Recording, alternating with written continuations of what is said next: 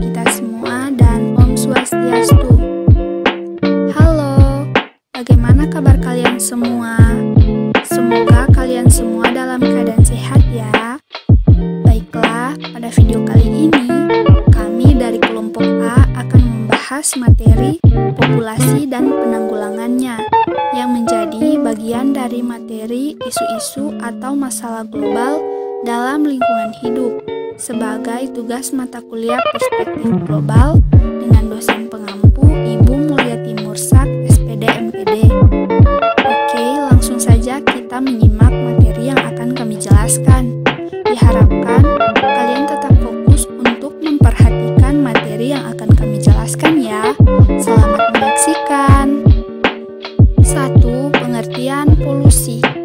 Polusi adalah suatu perubahan kondisi lingkungan yang merugikan banyak pihak yang disebabkan oleh hasil aktivitas manusia secara keseluruhan atau sebagian melalui pengaruh langsung atau tidak langsung. Kita masuk pada bagian 2, yaitu jenis-jenis polusi. Ada 5 jenis polusi, yaitu polusi udara, polusi tanah, polusi air, polusi cahaya, dan polusi suara. Polusi udara adalah kehadiran satu atau lebih substansi fisik, kimia, atau biologi di atmosfer dalam jumlah yang dapat membahayakan kesehatan manusia, hewan, dan tumbuhan, mengganggu estetika dan kenyamanan, atau merusak properti. Polusi udara dapat ditimbulkan oleh sumber-sumber alami maupun kegiatan manusia. Polusi tanah adalah keadaan di mana bahan kimia buatan manusia masuk dan mengubah lingkungan tanah alami. Ketika suatu zat berbahaya atau beracun telah mencemari permukaan tanah, maka ia dapat menguap, tersapu air hujan, dan atau masuk ke dalam tanah. Polusi air adalah suatu perubahan keadaan di suatu tempat penampungan air seperti danau, sungai, lautan, dan air tanah akibat aktivitas manusia. Danau, sungai, lautan, dan air tanah adalah bagian penting dalam siklus kehidupan manusia dan merupakan salah satu bagian dari siklus hidrologi. Polusi cahaya merupakan salah satu jenis polusi yang berdampak buruk akibat cahaya buatan manusia. Polusi cahaya terjadi karena kondisi besarnya intensitas cahaya di suatu tempat. Polusi cahaya biasanya ada karena dampak dari industrialisasi.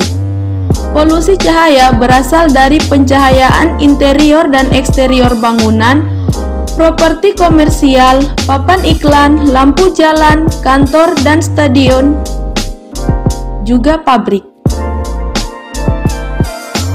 Polusi suara adalah gangguan lingkungan yang disebabkan oleh suara atau bunyi yang mengakibatkan terganggunya kenyamanan makhluk hidup di alam dan sekitarnya. Suara-suara bervolume tinggi membuat daerah sekitarnya menjadi kurang menyenangkan dan bising.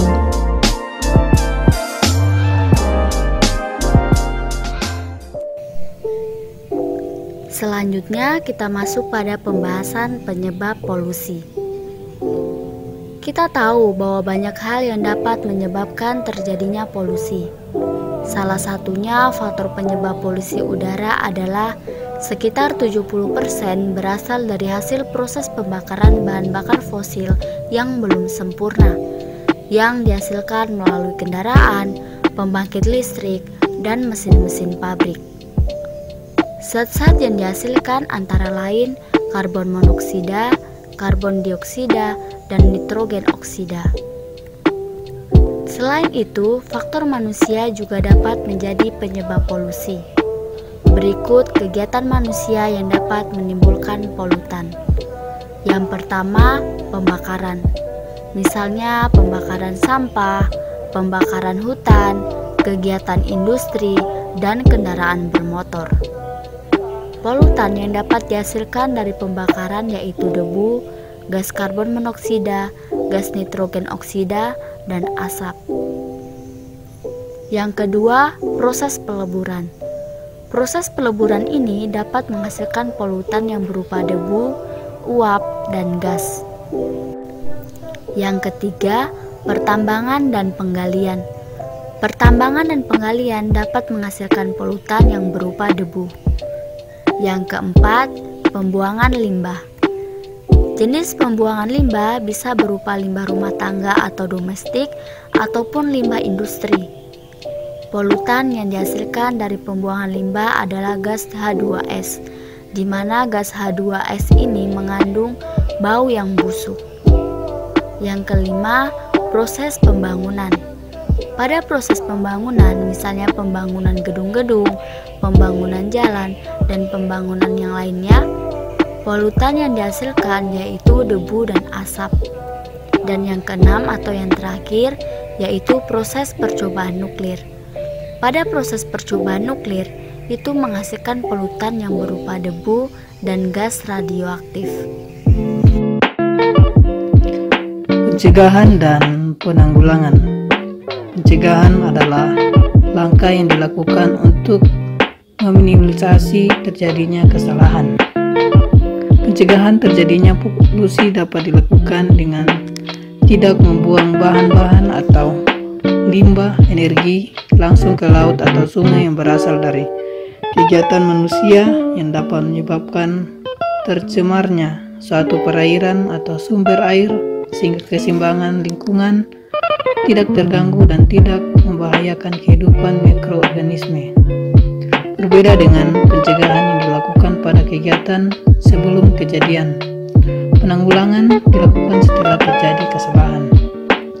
Penanggulangan adalah cara yang dilakukan jika telah terjadi suatu kesalahan agar tidak semakin parah. Cara menanggulangi polusi adalah harus mengambil inisiatif untuk memberikan informasi tentang tipe polusi yang terjadi serta melapor ke pemerintah setempat. Contoh penanggulangan dari polusi yaitu dengan melakukan reboisasi. Sekian penjelasan materi dari kelompok kami. Semoga materinya bermanfaat dan dapat menambah pengetahuan untuk kita semua. Tetap jaga kesehatan dan jangan lupa untuk terapkan 3M, yaitu memakai masker, mencuci tangan, dan menjaga jarak. Sampai jumpa di pembelajaran selanjutnya. Terima kasih dan kami akhiri. Assalamualaikum warahmatullahi wabarakatuh. Salam sejahtera untuk kita semua dan Om Santi Santi Santi Om.